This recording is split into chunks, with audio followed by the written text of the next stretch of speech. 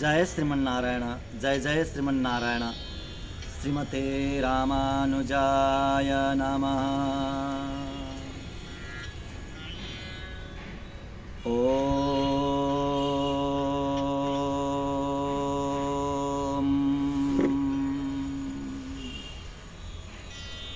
ओम अस्मद्गुरुभ्यो नमः। ओम अस्मत्परम गुरुभ्यो नमः। ओम अस्मत्सर्वगुरुभ्यो नमः। श्रीमते रामानुजाय नमः। काश्यपान्मय संजातं नारायणपदाश्रितं श्रीमन्नारायणं वन्दे यतीश्वरश्रियाजुषम्। वेदान्तद्वयतत्त्वज्ञं मन्त्रमन्त्रार्थदं गुरुं श्रीमन्नारायणाचार्य रामानुजयतिं भजे। तस्मै रामानुजार्याय नमः परमयोगिने यश्रुतिस्मृतिसूत्राणाम् अन्तर्ज्वरमसीसमत्।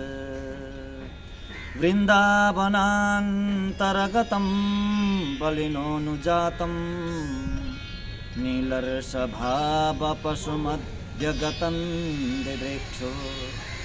दृष्टस्त्वया किमिति आह सखी जनं सा गोदा स्वयं रमयते विहरङ्गराजम्। गोदा विभूषणसुरं न्यपराभिधानं वृन्दावना वननिधिं करुणैकतानम्। अर्चावतारनिचये प्रधानं तदरङ्गदेशिकधनं शरणं शराणि।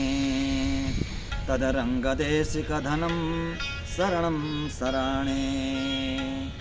ॐ सहना भवतु सहनौ भुनक्तु सह वीर्यङ्करवावहै तेजस्विनामधीतमस्तु मा विद्विषावहै। ॐ शान्ति शान्ति शान्तिः। हरिः ॐ। लोकाचार्याय गुरवे कृष्णपादस्य सूनवे संसारभोगिसन्दष्ट जीवजीवा तवे नमः। जीवजीवा तवे नमः।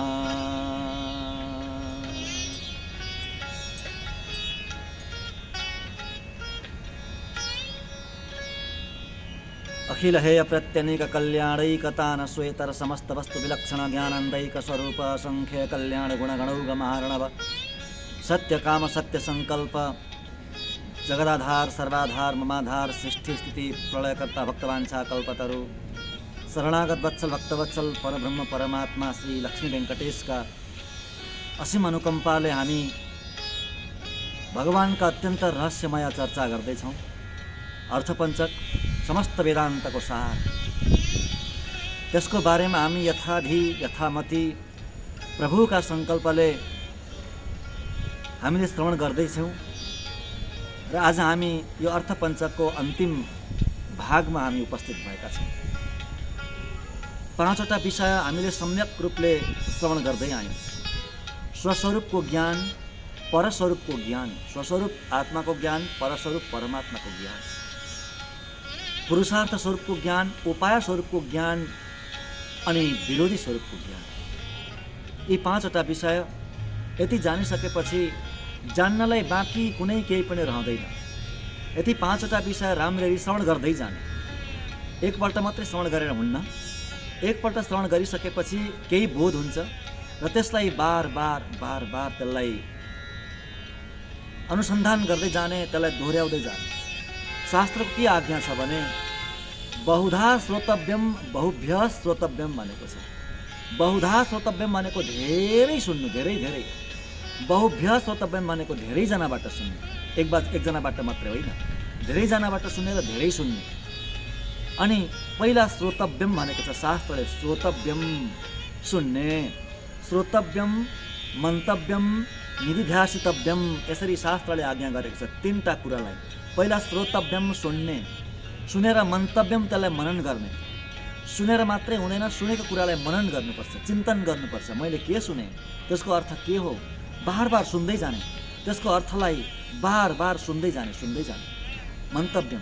अनि निधिध्यासितव्यम, त्यसलाई ध्यानमा राख्ने, ध्यानमा बसाउने, अनि मात्रै त्यो अमिट छाप बनेर बस्छ मानस पलटमा, हृदयमा। र हामीले जे जति सुन्यौँ आजसम्ममा र आज पनि जति सुन्छौँ त्यसलाई बार बार दोहोऱ्याउँदै पहिलो भागबाट नै दोहोऱ्याउँदै श्रवण गर्ने अनि मनन गर्ने र त्यसलाई अमिट छाप बनाएर राख्ने। बस यति जानिसकेपछि अरू धेरै जानिरहनु आवश्यक पनि छैन, किनभने समस्त शास्त्रको सार नै यति नै हो, समरी यति नै हो, 5वटा विषय यति जानेपछि पुग्यो बस। परन्तु मनन चाहिँ गरिरहनुपर्छ, श्रवण गरिरहनुपर्छ। कसरी रहनुपर्छ वैष्णवले, भागवतले अर्थपञ्चको ज्ञान भइसकेपछि भन्ने चर्चामा हामी छौँ। अन्तिम हाम्रो प्रसङ्ग थियो संसारिणाम अग्रे व्यावृत्ति मनुसन्दधीत। ईश्वरको सन्निधिमा आफूलाई अत्यन्त नीच क्षुद्र ठान्ने, आचार्यको अगाडि अत्यन्तै ज्ञान शून्य भएको महसुस गर्ने, आफूलाई त्यस्तो अनुभव गर्ने, अज्ञानी भएर जाने आचार्यको सन्निधिमा, ज्ञानी भएर होइन। मैले पनि केही जानेको छु नि, मसँग पनि केही छ नि, अलिकति कमी भएर पो आएको त भन्ने त्यस्तो भावनाले आचार्यको सन्निधिमा जानु हुँदैन। आचार्यको सन्निधिमा, गुरुको सन्निधिमा बिल्कुल एम्टी, पुरा खाली भएर जाने, अनि मात्रै त्यो खालीमा भरिन्छ। अगाडि नै केही भरेको छ भने त्यहाँ के भर्ने, भरिएको गाग्रोमा के पानी भर्ने, त्यो खाली हुनुपर्छ अनि मात्रै भरिन्छ। आचार्यको सन्निधिमा अज्ञानी भएर जाने, भागवतको सन्निधिमा आफूलाई परतन्त्र ठान्ने।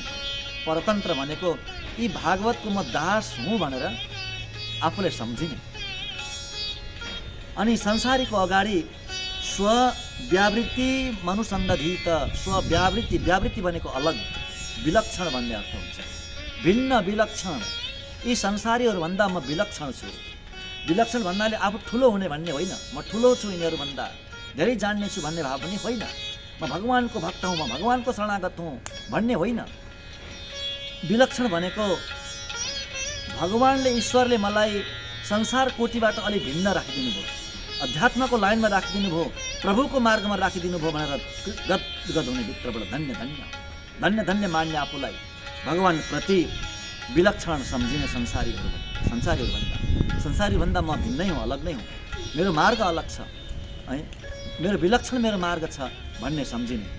त्यसरी अब यहाँ अरू कुरा पनि बताउनुहुन्छ।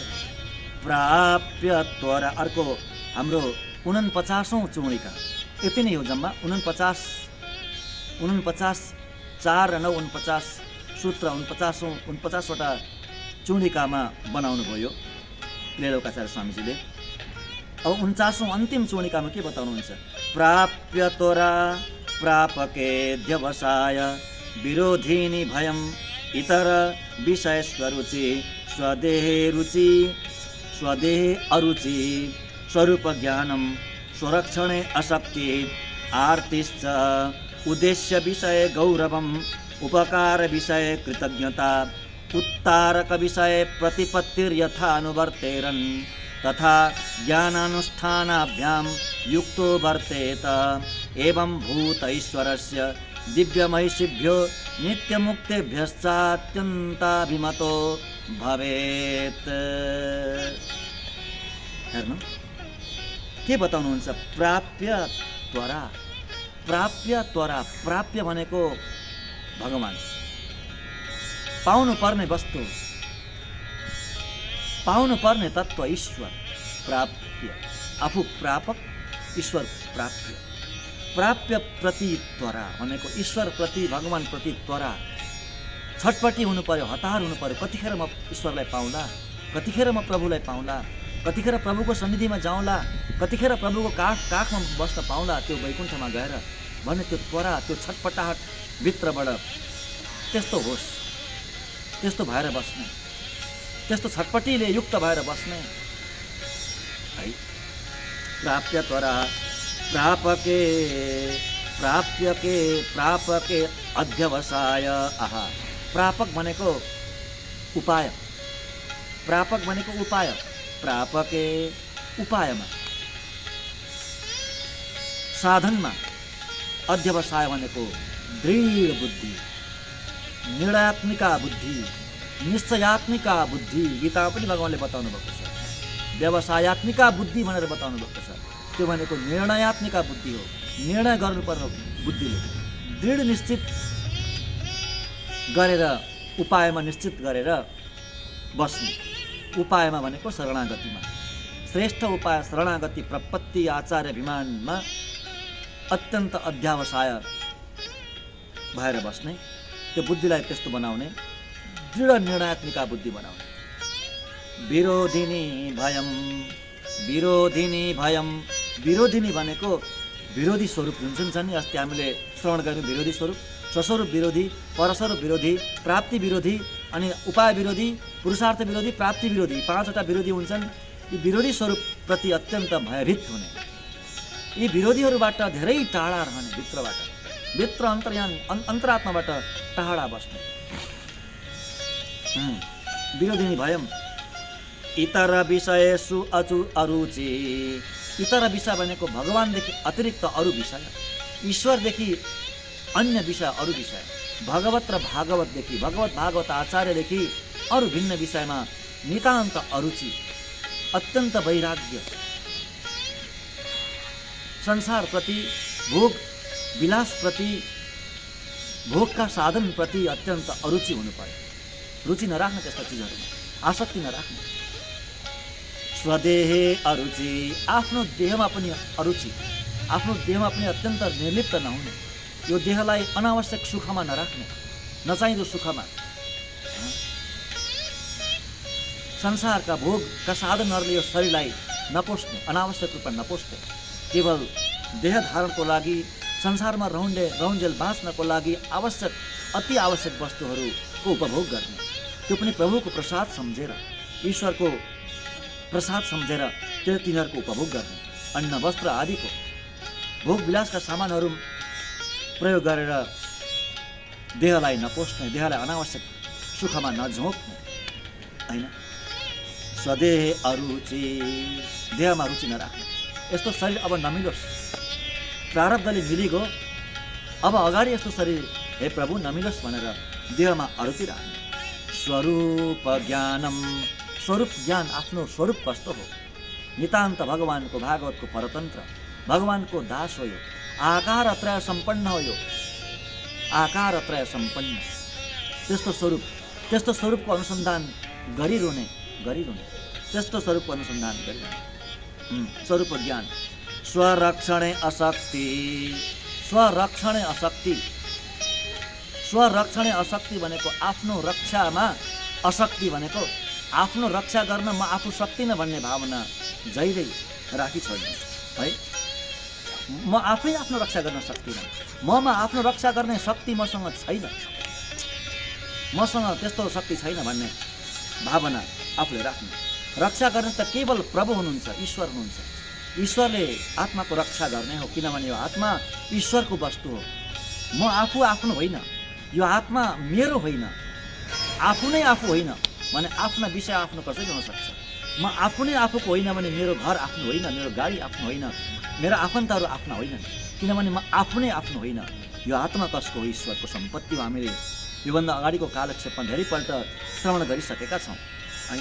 त्यसैले जब आफू आफ्नो होइन भने आफ्नो रक्षा आफूले गर्न सक्दैन, आफूले आफ्नो रक्षा गर्न सक्दैन।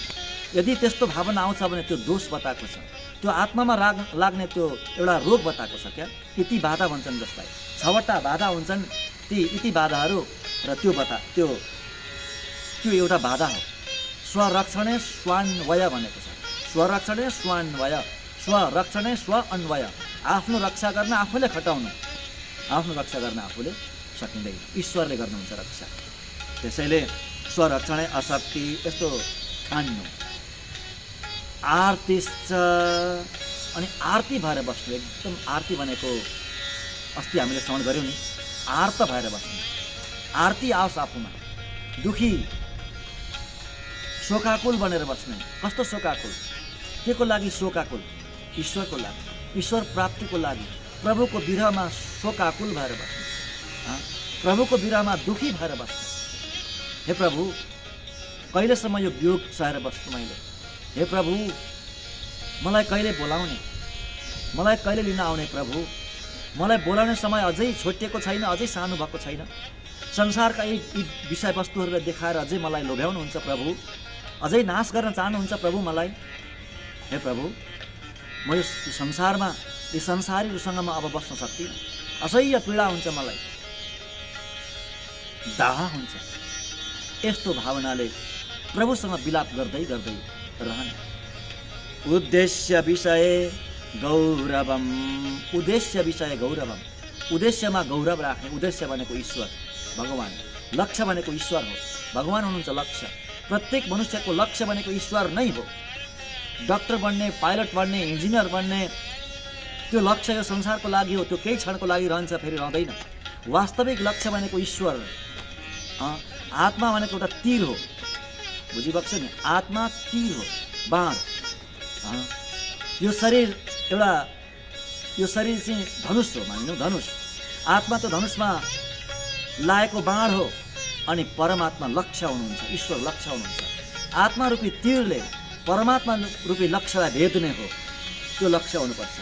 त्यसैले उद्देश्य विषय भनेको प्रभु सम्बन्धी, प्रभुको विषयमा ईश्वरप्रति अत्यन्त गौरव राख्ने सधैँभरि। उपकार विषय कृतज्ञता, उपकारक, आफूलाई उपकार गर्ने व्यक्ति जो हुनुहुन्छ उहाँहरूप्रति नित्य निरन्तर कृतज्ञ भएर बस्ने। कृतज्ञ भनेको एउटा ठुलो के हो? ठुलो एउटा पुण्य हो। कृतज्ञ, त्यसको अपोजिट कृतज्ञ। कृतज्ञ भयङ्कर ठुलो पाप हो, त्यसको प्रायश्चित छैन भनेर बताएको शास्त्र। कृतज्ञ भनेको कसैले आफूलाई उपकार गरेको छ, त्यो उपकारको वास्ता नगर्नु, त्यो उपकारको चिन्तनै नगर्नु। उपकार गरेको छ भने कसैले प्रत्युपकार गर्नै पर्छ, नगरे पनि त्यो उपकारप्रति अत्यन्त कृतज्ञ भएर त्यस्तो सोचेर, त्यस्तो मनन गरेर बस्नुपर्छ। यदि प्रत्युपकार पनि नगर्ने र उपकार गरेको छ भने ठुक्राउने होइन, आफूले अपकार गर्ने, त्योभन्दा ठुलो अपराध अर्को कुनै बताएकै छैन। त्यसको कुनै प्रायश्चितै छैन भनेको छ शास्त्र। त्यसैले उपकार गर्ने व्यक्तिहरूप्रति कृतज्ञ बनेर बस्ने। अनि उत्तारक भनेको आचार्यहरू, ज्ञानी आचार्य, जसले उद्धार गर्नुहुन्छ ज्ञान दिएर। त्यस्ता आचार्यको विषयमा प्रतिपत्ति अति नै अभिमत राख्ने, अति नै अभिमत। भगवान बराबर ठान्ने उहाँहरूलाई, ईश्वर समान ठान्ने उहाँहरूलाई प्रतिपत्ति राख्ने त्यस्ता आचार्यहरूप्रति। अनि त्यस्ता आचार्यहरूले जस्तो आचरण गर्नुहुन्छ, यथा अनुवर्तेरन् तथा ज्ञानानुष्ठाभ्याम युक्तो वर्तेत।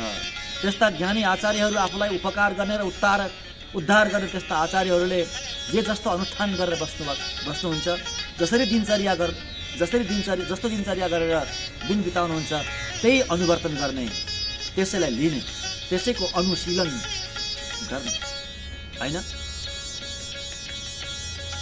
यद्यत आचरते श्रेष्ठ तत्तत् देवेतरो जना भनेर गीतामा बताउनु भएको छ भगवान। श्रेष्ठ पुरुषले जे आचरण गर्नुहुन्छ, अरूले त्यही आचरण गर्छन्, त्यही सिक्छन्। त्यसैले श्रेष्ठ पुरुषहरूले, आचार्यहरूले गरेको आचरणलाई आफ्नो दिनचर्यामा, आफ्नो आचरणमा उतार्ने। अनि ज्ञान र अनुष्ठानले युक्त भएर बस्ने। ज्ञान मात्रै भएर हुँदैन, अनुष्ठान चाहिन्छ। पुस्तक पढेर ज्ञानी चाहिँ बन्ने, त्यो ज्ञान चाहिँ लिने, परन्तु तदनुरूप अनुष्ठान नगर्ने। ज्ञान भएको अनुष्ठान नभएकोलाई लङ्गडो भनेको छ शास्त्रले, लङ्गडो, पङ्गु। त्यसैले अनुष्ठान पनि हुनु पर्यो र ज्ञान पनि हुनु पर्यो। ज्ञान र अनुष्ठानले युक्त भएर बस्ने। यसरी एवं भूत ईश्वरस्य दिव्य महिषिभ्यो नित्यमुक्तेभ्यश्चात्यन्ताभिमतो भवेत्। यसरी रहने, संसारमा रहन्जेलसम्म यसरी बस्ने, यसरी रहने महापुरुषदेखि भगवान दिव्य महिषी सहित भनेको लक्ष्मी सहित भगवान नारायण अति नै प्रसन्न हुनुहुन्छ, अति नै प्रसन्नताको सीमा रहँदैन भगवानको। भगवान मात्रै होइन, नित्य मुक्तहरू पनि, वैकुण्ठका नित्य मुक्तहरू पनि त्यस्ता महापुरुषलाई देखेर अति नै गदगद हुनुहुन्छ, अति नै प्रसन्न हुनुहुन्छ र उहाँहरूको परिपूर्ण अभिमत बन्नुहुन्छ त्यस्ता महापुरुष जो यसरी बाँचुन्जेल यो धरतीमा रहनुहुन्छ अनि शरीर छुटिसकेपछि त प्रभु आएर लगिनै हाल्नुहुन्छ। त्यसमा कुनै दुई मत नै छैन, कुनै सन्देह नै छैन। यसरी त्यस्ता महापुरुषको त्यो शरीर नै चरम शरीर हुन्छ, अन्तिम शरीर हुन्छ। अर्को शरीर उहाँलाई अब मिल्नेवाला छैन। मिले पनि कस्तो शरीर मिल्छ? भगवानको जस्तै दिव्य मङ्गल विग्रह शरीर मिल्नेछ। यो सबै अर्चित आदि मार्गमा हामी श्रवण गर्न पाउनेछौँ। यसरी भगवानका असीम अनुकम्पाले हामीले यो अर्थपञ्चकको स्वाध्याय गऱ्यौँ, चिन्तन मनन गऱ्यौँ, हामीले श्रवण गऱ्यौँ। यो भगवानको सङ्कल्पले नै सम्भव भएको हो। यतिखेर यो सङ्कल्प बन्यो। पहिला पनि आफूद्वारा मद्वारा यो मैले बोल्ने र हजुरले श्रवण गर्ने यो सङ्कल्प यतिखेरै बन्यो। किनभने भगवानको सङ्कल्प कतिखेर हुन्छ त्यो प्रभुलाई नै थाहा हुन्छ, हामीलाई थाहा हुन्न। योभन्दा अगाडि पनि भएन, यतिखेरै यही समयमा भयो। यो प्रभुको सङ्कल्प हो।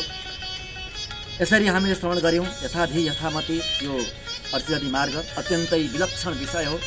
यसलाई हजुरहरूले दोहोऱ्याइ श्रवण गर्नुहोला है, मनन गर्नुहोला र यो युट्युब यो च्यानललाई, यो दासको च्यानल हो, केशव स्वामी नाम गरेको च्यानल हो। यो च्यानललाई सब्सक्राइब अनि कमेन्ट अवश्य लेख्नुहोला। अन्तिममा कमेन्ट लिङ्कमा गएर कमेन्ट गर्ने।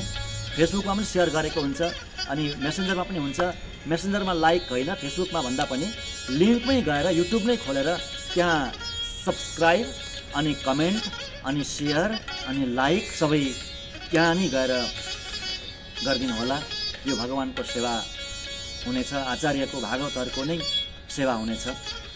र अर्थपञ्चकबाट म बिदा हुन चाहन्छु र फेरि अर्को कुनै विषय लिएर यस्तै रहस्यको ग्रन्थ लिएर फेरि हजुरको समक्ष म उपस्थित हुने नै छु भन्दै म बिदा हुन चाहन्छु। हस्त। जय श्रीमन्नारायण, जय श्रीमन्नारायण। मङ्गल होस् सबैको।